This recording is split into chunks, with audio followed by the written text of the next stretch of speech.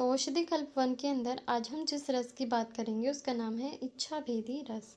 इच्छा भेदी रस जो है वो एक खरलीय रसायन है। इसे जो है खरल के अंदर मर्दन करके बनाया जाता है।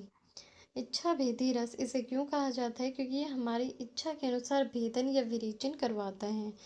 अगर हम इसके साथ शीतल जल का पान करते हैं तो ये विरेचन का वेग उत्पन्न करता है। अगर उष्ण जल का सेवन कर लिया जाए तो विरेचन को वहीं पर रोक देता है।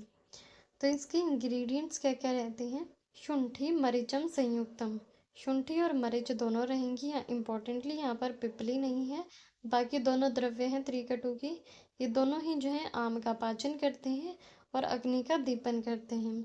तो इस वजह से ये जो आम है उसे बॉडी के अंदर ही शांत कर देते हैं। तो ये शमन चिकित्सा करने वाले हैं। इसके अलावा यहाँ पर रस और गंधक यानी कि पारद और गंधक रहता है, क्योंकि ये एक रस है, खरलीय रसायन है। तो शुद्ध पारद और शुद्ध गंधक इसके अंदर देखने को मिलता है। इसके अलावा रहता है यहाँ पर टंकण, जयपालस त्रिगुण प्रोक्तम। और इसका जो मेन इंग्रेडिएंट है वो क्या है? जयपाल। 3 गुना इसके अंदर जयपाल डाला जाता है। जयपाल जो है वो एक उपविष है और ये जो है विरेचन करवाने वाला होता है। तो सबसे पहले जो शुंठी और मरीच थी इन्होंने आम का पाचन कर दिया, अग्नि को दीप्त कर दिया। इसके बाद भी जो कुछ है आम थोड़ा बहुत बच गया उसको बाहर निकालने का काम जो है जयपाल करता है। तो जयपाल जो है वो शोधन करता है, शुंठी और मरीच जो है वो शमन करते हैं। और इम्पॉर्टेंटली इसकी मात्रा जो है वो 3 गुना है। ये श्लोक यहाँ तक याद करना है, पेशयेत तक। जयपालस त्रिगुणा प्रोक्त, ये जो है 3 गुना लेना है। ये सभी ड्रग्स लेंगे, सर्वम एकत्र पेशयेत, इन्हें एक साथ मिलाकर जो है पीस लेंगे। सबसे पहले शुद्ध पारद और शुद्ध गंधक की जो है कज्जली बनाएंगे। फिर बाकी द्रव्यों का जो है सूक्ष्म चूर्ण कज्जली के अंदर डालेंगे, जल की भावना देंगे। क्योंकि यहाँ पर किसी की भावना नहीं बताई तो अनोक्त से हम जो है जल की भावना ले लेते हैं। और मात्रा कितनी रहती है इसकी? 2-2 रत्ती। 2 रत्ती प्रमाण की इसकी गोलियां बना लेंगे, उनको सुखा लेंगे। इच्छा भेदी द्विगुंजा, इसकी मात्रा जो है 2 गुंजा रहती है। 2 गुंजा या 2 रत्ती दोनों ही 250 mg के बराबर होती हैं। एक रत्ती जो है वो 125 mg के बराबर होती है। शाद सीतया सह पायेत, और इसका सेवन जो है सीता युक्त जल के साथ करना चाहिए। मात्रा इसकी 2 रत्ती है। अनुपान जो है सीता या शर्करा मिश्रित जल रहता है। To maintain the energy level during the virechan, विरेचन के दौरान जब एनर्जी कम हो जाती है तो यहाँ पर कुछ मीठा या शर्करा ऐड की गई है जो कि एनर्जी लेवल को बूस्ट करती हैं। पिबेत तो चुलकम यावत, जब तक सीतायुक्त जल के साथ इसका सेवन करते हैं, तावत वारान विरेचयेत, ये उतनी ही बार विरेचन करवाता है। इच्छा भेदी रस के सेवन के बाद जितनी बार शर्करा मिश्रित जल का या शीतल जल का पान किया जाता है उतनी ही बार ये विरेचन कराता है। तो जहाँ पर भी हमने विरेचन द्रव्य पिलाए हैं और वेग प्रॉपर नहीं आ रहा है तो वहाँ पर इच्छा भेदी रस का भी साथ में सेवन कराया जा सकता है, ताकि वेग जो है वो प्रॉपरली आए। जब विरेचन बंद कराना हो, जितने वेग ज़रूरी थे उतने आ गए हैं तो उस टाइम पर जो है उष्ण जल का पान करा देते हैं, तो वेग जो है वो रुक जाते हैं। और इसका पथ्य अपथ्य सबसे ज़्यादा इम्पोर्टेंट है कि जब विरेचन हो जाए उसके बाद जब भूख लगती है तो तक्र का और ओदन का सेवन करना चाहिए। तक्र का मतलब होता है मट्ठा, छाछ या लस्सी, और ओदन का मतलब होता है चावलों का भात। इनका सेवन करना यहाँ पर इम्पोर्टेंट है। तो इच्छा भेदी रस का जो पथ्य है ये सबसे ज़्यादा इम्पोर्टेंट है। तक्र ओदनश्च, तक्र और ओदन जो है दातव्यम लेना चाहिए। इच्छा भेदी यथेच्छया, जब भोजन की इच्छा हो उस टाइम पर जो है तक्र और ओदन का सेवन करना चाहिए। सेवन काल इसका क्या रहता है? 1 गोली सेवन की जाती है दिन में 1 बार, खाने से पहले या फिर बाद में। काल मर्यादा इसकी जो है 2 सप्ताह की रहती है। दुष्प्रभाव की बात करेंगे, अधिक मात्रा में सेवन करने पर कभी कभी अधिक मल का स्राव भी करा सकता है और उस वजह से जो है दुर्बलता हो जाती है और शिरा प्रदेश में शूल हो जाता है और पानी की कमी होने की वजह से डिहाइड्रेशन हो सकती है। जिसका रोगाधिकार है वो क्या है? उदर रोग। इच्छा भेदी रस जो है वो उदर रोगों में दिया जाता है, उदर रोगाधिकार है इसका, क्योंकि ये विरेचन करवा रहा है। फाइटोकेमिकल कॉम्पोजिशन की बात करें तो इसके अंदर पारद डला हुआ है, गंधक डला हुआ है।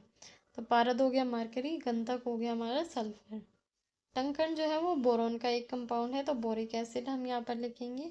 और शुंठी और मरीच के अंदर मिलने वाले जिंजरोसोल है, यहाँ पर पिपरिन है, पिपरेटिन है। इसके अलावा ओलिक एसिड, लिनोलिक एसिड, ये भी इसके अंदर प्रेजेंट रहते हैं। देन हम बात करते हैं इसके फार्मेकोडायनेमिक्स के बारे में। फार्मेकोडायनेमिक्स का मतलब होता है मोड ऑफ एक्शन, किस तरीके से द्रव्य हमारी बॉडी के अंदर जाने के बाद काम कर रहा है, वो है उसका फार्मेकोडायनेमिक्स। तो ये जो इच्छा भेदी रस है ये एक लैक्सेटिव होता है, परगेशन करवाता है, विरेचन कराता है। Ichchha Bhedi Ras is a strong purgative which is indicated in the bhagandar and the kushtha disease where strong purgation is required. तो इन सभी रोगों में जो है विरेचन करवाने की आवश्यकता होती है। जो हमारा इच्छा भेदी रस है इसके अंदर जयपाल होता है जो कि एक स्ट्रॉन्ग परगेटिव है, और साथ में हमने इसके अंदर कजली भी ऐड की है, पारद और गंधक की। तो जयपाल के साथ जब हमने कजली ऐड की तो कजली जो है वो योगवाही होती है, योगवाही होने की वजह से इसको जिसके साथ देंगे उसी का एक्शन जो है ये बढ़ा देती है। तो कजली इसके साथ ऐड की है, तो योगवाही होने की वजह से जयपाल के इफेक्ट को इन्हेंस करती हैं, तो ये उसके लेग्जेटिव एक्शन में काम करेगी। Second is prucalopride effect. जो इच्छा भेदी रस है ये इंटेस्टाइन की पेरिस्टाल्टिक मूवमेंट्स को बढ़ा देता है। इंटेस्टाइन की मूवमेंट्स जैसे ही बढ़ती हैं तो जो ब्लड वेसल्स उन इंटेस्टाइन को सप्लाई कर रही थी वो भी डाइल्यूट हो जाती हैं। मूवमेंट्स करने के लिए उन्हें ज़्यादा ब्लड की ज़रूरत होती है, तो ब्लड वेसल जो है वो डाइलेट हो जाएंगी ज़्यादा ब्लड सप्लाई करने के लिए, due to which the blood circulation along with the dosha from the madhyam marg and शाखा मार्ग अप्रोचेस टुवर्ड्स द अंतः कोष्ठ। तो जो भी वेसल्स हैं वो डायलेट हो जाती हैं। वेसल्स के डायलेट होने से जो भी दोष हमारे शाखागत थे या फिर मध्यम मार्ग में गए हुए थे, मर्म अस्थि संधियों में गए हुए थे या फिर रक्त आदि धातुओं में त्वक में गए हुए थे, वो सारे रोग जो हैं वो सारे दोष जो हैं वो कोष्ठ के अंदर आ जाते हैं।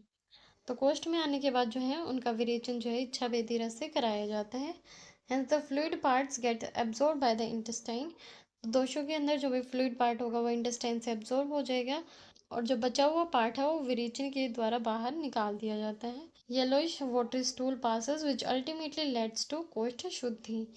तो ये जो है कोष्ठ की शुद्धि करता है, लेग्जेटिव होता है।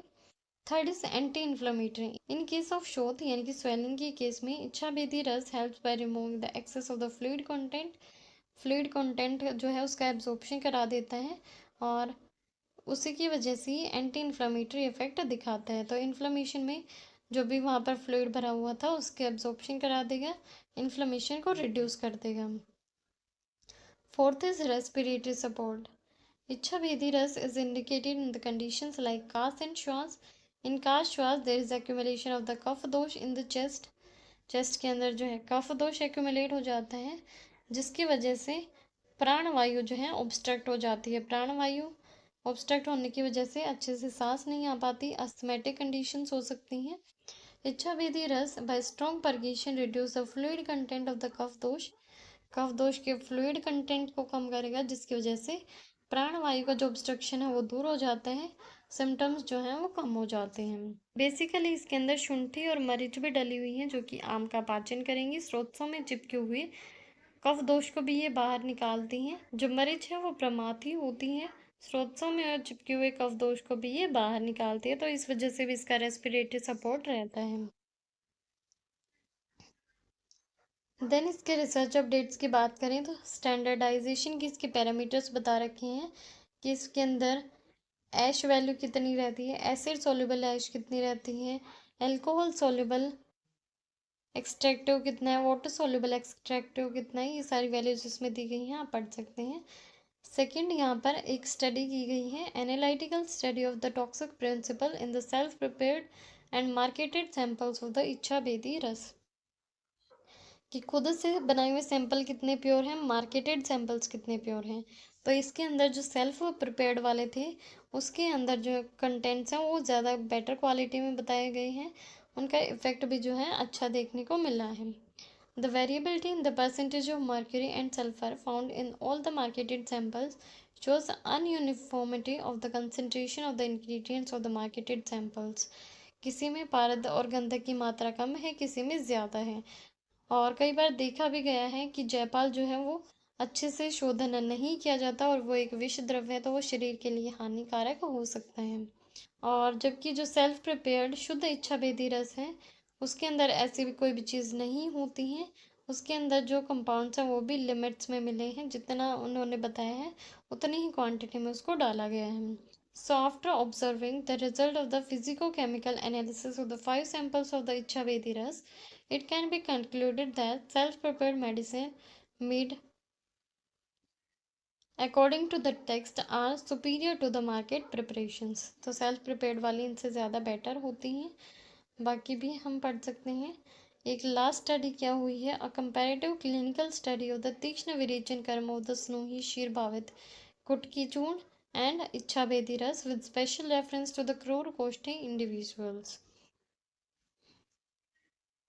तो स्नोही जो है वो भी तीक्ष्ण विरेचन करवाने वाली है और इच्छा भेदी रस जो है वो भी हमारा विरेचन करवाता है। और कुटकी जो है वो भी विरेचक है। तो स्नोही शीर भावित कुटकी चूर्ण और इच्छा भेदी रस इन दोनों के कंपैरिजन में स्टडी की गई है। तो इच्छा भेदी रस जो है वो ज़्यादा पोटेंट मिला है।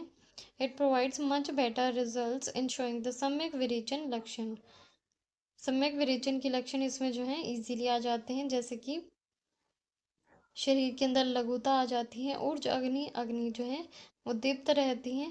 प्राप्तिश्च वात पित्त कफानिलम, वात पित्त कफ जो है वो समावस्था में आ जाते हैं। मनश्च तुष्टि, मन जो है वो संतुष्ट रहता है। वैगी की वेग जो है वो प्रॉपरली आते हैं। लेस टाइम बिटवीन द वेग, वेग जो है वो जल्दी जल्दी आ जाते हैं, तो ज़्यादा टाइम तक वेट नहीं करना पड़ता। सारे सम्यक विरेचन के लक्षण इसमें मिलते हैं। ये सारा जो इफेक्ट है ये इच्छा भेदी रस से देखने को मिले हैं। So it proves it as a good tikshna virechana drug, though sometimes along with some complications like इसके अंदर वीकनेस हो सकती है, इसकी वजह से वोमिटिंग हो सकती है और वात का प्रकोप हो सकता है। तो अगर ये सारी सिम्टम्स ना हो, इसके लिए इसके साथ क्या ऐड कर सकते हैं, विरेचनोपग क्वाथ ऐड कर सकते हैं। जो विरेचनोपग महाकषाय है उसका क्वाथ यहाँ पर ऐड किया जा सकता है। उसको जो है हर एक वीक के बाद देते हैं, तो ये सारी कंडीशंस जो हैं वो नहीं आती हैं। Accelerates the process of virechan as well as it prevents vata prakopa daha and also prevents weakness due to the process. तो ये जो है इच्छा भेदी रस की रिसर्च अपडेट्स की हो गई। उसके बाद लास्ट हम बात करते हैं फार्मेकोकाइनेटिक्स की। फार्मेकोकाइनेटिक्स का मतलब होता है what the body does to the drug. हमारी बॉडी के अंदर ड्रग गया तो बॉडी ने उसकी तरफ किस तरीके से रिएक्ट किया, वो सारी चीज़ें आती हैं फार्मेकोकाइनेटिक्स के अंदर। इसके अंदर जो है 4 स्टेप्स रहते हैं, absorption, distribution, metabolism and excretion. इन्हें हम याद रखते हैं ADME से। ADME में जो सबसे पहला है वो है एब्जॉर्प्शन। एब्जॉर्प्शन का मतलब होता है हमारे बॉडी में जाने के बाद ड्रग हमारे ब्लड सर्कुलेशन तक कैसे पहुंच रही है, वो चीज़ है absorption. Movement of drug from its site of administration to the circulation. जो ये हमारी फॉर्मुलेशन है इच्छा भेदी रस, इसे हम ओरली इंटेक करते हैं, इसका एब्जॉर्प्शन जो है वो GIT के थ्रू होता है। जिसके अंदर हर्बल कंपोनेंट्स हैं, जैसे कि मरीच और शुंठी हो गई, ये जो है फर्स्ट पास मेटाबॉलिज्म को क्रॉस करती हैं। जबकि जो मिनरल कंपोनेंट्स हैं, पारद हो गया, गंधक हो गया, टंकण हो गया, ये फर्स्ट पास मेटाबॉलिज्म को क्रॉस नहीं करते हैं। फर्स्ट पास मेटाबॉलिज्म का मतलब है ड्रग हमारी बॉडी में ब्लड सर्कुलेशन तक जा रहा है, ब्लड सर्कुलेशन में जाने से पहले भी उसका एक बार मेटाबॉलिज्म हो जाता है, उसे हम फर्स्ट पास मेटाबॉलिज्म बोलते हैं। और ये सिर्फ हर्बल कंपोनेंट्स का होता है, मिनरल कंपोनेंट्स का नहीं होता है।